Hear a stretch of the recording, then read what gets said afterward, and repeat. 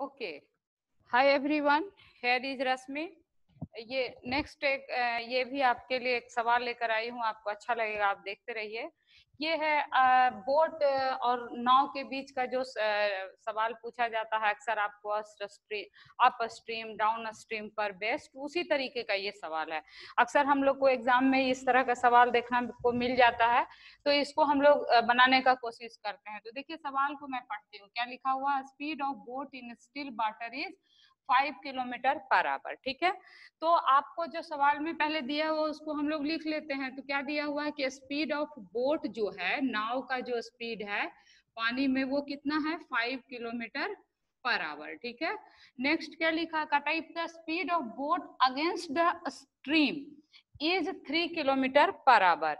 इसका मतलब क्या हुआ, देखिए इसको हम लोग लिखेंगे स्पीड अप अप स्ट्रीम। इसको अप स्ट्रीम मैंने क्यों लिखा, अब आपको लगेगा कि मैम इसमें तो अप स्ट्रीम ऐसा कुछ लिखा नहीं है, तो आपने अप स्ट्रीम क्यों लिख दिया, ये जाहिर सी बात है। तो इसको ये समझिए, देखिए अप स्ट्रीम मतलब जो ऊपर की तरफ जाए, आगे की तरफ। ठीक है, तो यहाँ क्या लिखा है कि if the speed of the boat against the stream, boat का स्पीड जो है मान लीजिए इस तरफ है, और धारा का स्पीड के अगेंस्ट, मतलब धारा निश्चित तौर पे इस तरफ आ रहा होगा तभी उसके विपरीत की बात की है ना।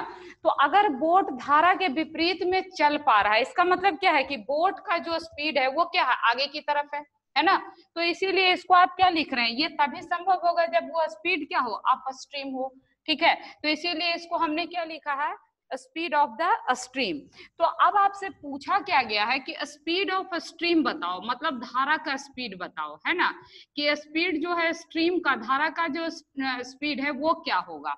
तो देखिए बोट तभी आपका आगे बढ़ेगा अप स्ट्रीम में जब आपका जो स्पीड है बोट का वो क्या होना चाहिए, वो ज्यादा होना चाहिए। तो इसका फॉर्मूला जो होता है वो क्या होता है, हम लोग क्या जानते हैं कि स्पीड अप स्ट्रीम को आप क्या लिखेंगे, speed upstream is equal to, बताइए, स्पीड ऑफ द बोट, है ना।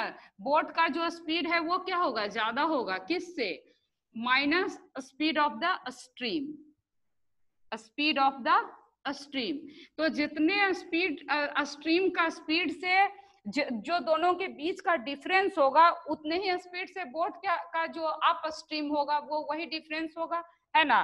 तो इसका मतलब क्या हुआ कि देखिए अगर आपका अप स्ट्रीम कितना दिया हुआ, 3 किलोमीटर पर आवर, तो ये बोट ऑफ स्ट्रीम कितना दिया हुआ, स्पीड ऑफ बोट देखिए यहाँ क्या लिखा हुआ, 5 किलोमीटर, माइनस क्या हो जाएगा, स्पीड ऑफ स्ट्रीम। अगर इसको एक्स मान लिए तो आप क्या कर सकते हैं, एक्स को इधर लाएंगे तो 5 माइनस 3 हो जाएगा, 5 तो इधर ही रह जाएगा, 3 इस तरफ आएगा, तो ये क्या हो जाएगा, 2 किलोमीटर पर आवर।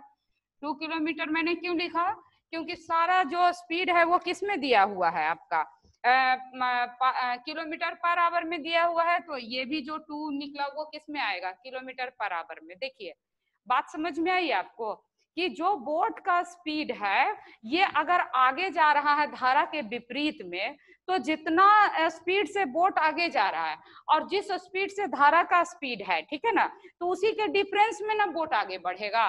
तो इसीलिए आपने ये फॉर्मूला लिखा है, क्या लिखा है, स्पीड ऑफ स्ट्रीम बराबर क्या होता है, speed of the boat, boat किस स्पीड से जा रहा है, माइनस, माइनस क्या लिखा है, स्पीड ऑफ द स्ट्रीम, धारा का जो स्ट्रीम है स्पीड है उसका डिफरेंस क्या होगा।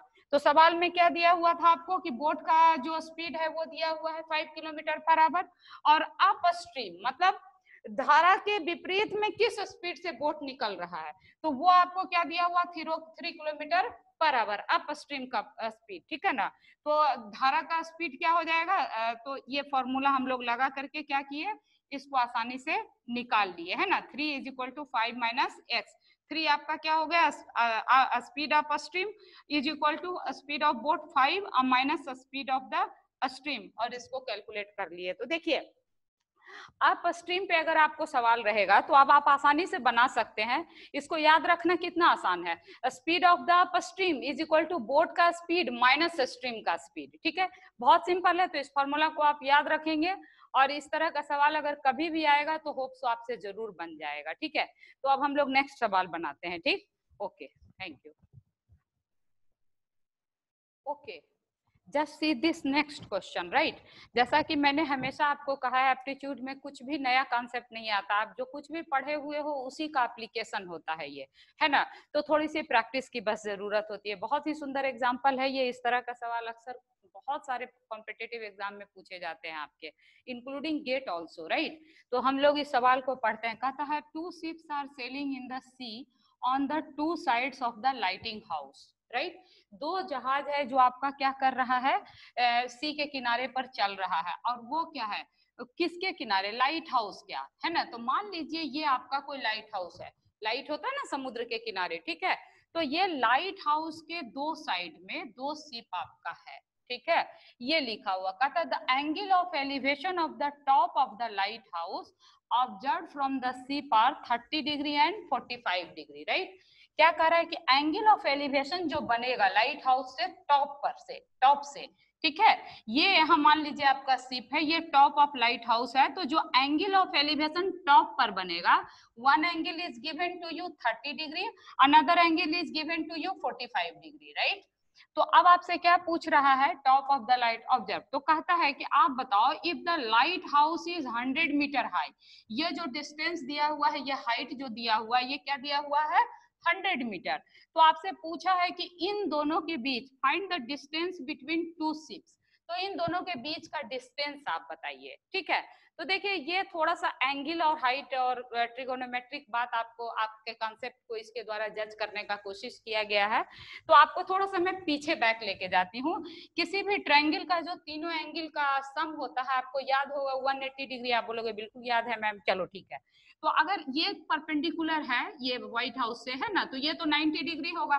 तो अगर आपका ये एंगल 30 डिग्री है, तो ये हर हाल में कितना हो जाएगा, 60 डिग्री, तभी सबका सम 180 डिग्री होगा। आप कहोगे बिल्कुल सही।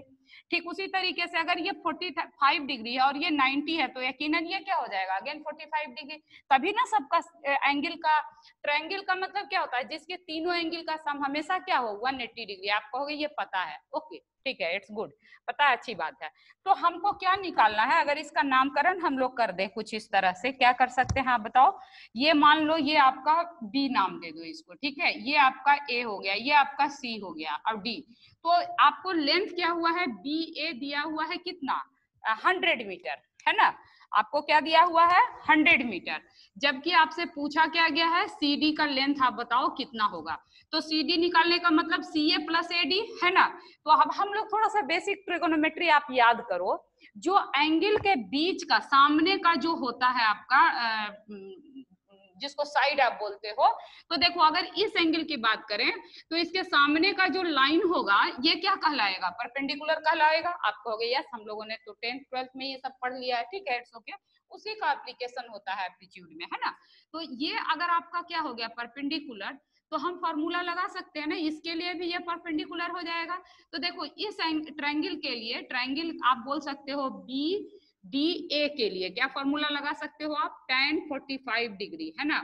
tan 45 डिग्री बराबर क्या हो जाएगा, लंब यानी हाइट डिवाइड बाय बेस, है ना। तो हाइट आपका ये क्या दिया हुआ, 100 मीटर दिया हुआ है, और बेस आपका क्या हो गया, एडी, है ना। तो आप कहोगे ma'am it is very simple now, 100 divide by tan 45 1 होता है, यानी कि 100 मीटर। तो ये जो एडी है आपका क्या निकल के आ गया, 100 मीटर। ठीक वही सेम फॉर्मूला किस में लगाओगे, तो tan 60 डिग्री आप लगाओगे यहाँ पर, है ना। tan 60 डिग्री का फिर फॉर्मूला आपको यहाँ पर फिर क्या लिखोगे, tan 60 degree is equal to perpendicular यानी कि 100 डिवाइड बाय क्या, ए सी या सी ए, ठीक है। तो अब आप क्या लिख सकते हो, सी ए बराबर क्या हो जाएगा, 100 डिवाइड बाय tan 60 डिग्री क्या होता है, √3 होता है, आपको याद है। तो इसको जब आप सॉल्व करोगे तो ये क्या आ जाएगा, 100 डिवाइड बाय √3 का वैल्यू क्या होता है, 1.73, और इसको जब आप डिवाइड करोगे तो ये क्या आ जाएगा आपका 57.80। तो ये जब आप दोनों को ऐड करोगे, सी डी क्या हो जाएगा, C D is equal to, आप कहोगे मैम आप लिख दीजिए सी ए प्लस ए डी।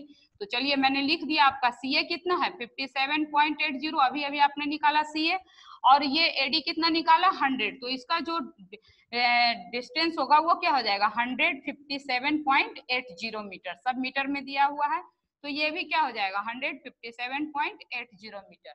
तो देखा आपने कि कुछ भी इसमें नया नहीं है। मैं तो बराबर आपको कहती हूँ एप्टीट्यूड में कुछ नई बात नहीं होती है, बस आपको थोड़ा सा प्रैक्टिस करना होता है। बहुत पुराने कॉन्सेप्ट को भी ये एप्टीट्यूड के माध्यम से आपको क्या होता है, रिकॉल कर लेते हैं आप, है ना। जैसे कि यहाँ पर देखिए कितना सुंदर एग्जाम्पल है। एक तो ट्रायंगल एंगल का वैल्यू आपको याद है कि नहीं, 1045 1060 डिग्री, एक तो वो जज हो गया। दूसरा क्या हो गया कि ये इसमें एक बात जो आप बहुत पहले आप पढ़ चुके हैं कि भाई एंगल के ठीक सामने का जो साइड होता है वो क्या हो जाता है, परपेंडिकुलर हो जाता है, और ये क्या हो गया आपका hypotenuse. Now this is your base. तो हम लोग यहाँ इसको निकालने के लिए क्या है, ये आपको परपेंडिकुलर दिया हुआ है, एक एंगल दिया हुआ है, तो निकालना क्या है, आपको बेस निकालना है ना। तो बेस निकालने के लिए आप क्या लगा दिए फॉर्मूला की 1045 डिग्री इक्वल टू क्या हो गया, ये परपेंडिकुलर, परपेंडिकुलर आपका क्या हो गया 100, और डिवाइड बाय ये क्या हो गया आपका। तो आप बोल रहे हैं कि मैम ये हो गया एडी, तो ठीक है, ये एडी हमने यहाँ लिख दिया। एडी का ही तो वैल्यू निकालना है, एक एंगल पता है और एक साइड पता है।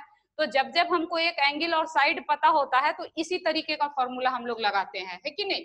तो इस तरह से एडी निकल गया। फिर यहाँ पर भी एक एंगल और एक साइड हमको मालूम है, तो हम यहाँ पर भी क्या लगा दिए, फॉर्मूला लगा दिए 1060 डिग्री परपेंडिकुलर यानी 100 डिवाइड बाई बेस यानी सी ए, ठीक है ना। तो इस तरह से आपका सी ए क्या निकल के आ गया 57.80, और ये दोनों का जो सम हो गया वो क्या हो गया, C A plus AD is equal to this one. तो आपको हो गया yes, it is very interesting. तो एप्टीट्यूड में ऐसे ही आपके कॉन्सेप्ट को जज किए जाते हैं, इसमें कुछ नई बात नहीं बोली जाती है। लेकिन मैं आपको क्या कहती हूँ कि इसको हमेशा साइड बाय साइड जब अभी आप पढ़ते हो तो बीच बीच में इसको कुछ कुछ प्रैक्टिस करते रहो, सो दैट कि आपने जो 10th 12th तक जो आपने कॉन्सेप्ट पढ़ा है वो आपका रिकॉल होता रहे, आप प्रैक्टिस में रहो, ठीक है। तो आपको कोई तरह का दिक्कत नहीं होगा। बिना एप्टीट्यूड का कोई एग्जाम कंप्लीट नहीं होता है, चाहे वो गवर्नमेंट का हो या प्राइवेट हो, ठीक है। तो उम्मीद करते हैं आपको ये लेक्चर अच्छा लगा होगा। अगर अच्छा लगा हो तो लेक्चर को शेयर जरूर कीजिएगा, लाइक सब्सक्राइब करना मत भूलिएगा, कमेंट भी प्लीज करिएगा, ठीक है।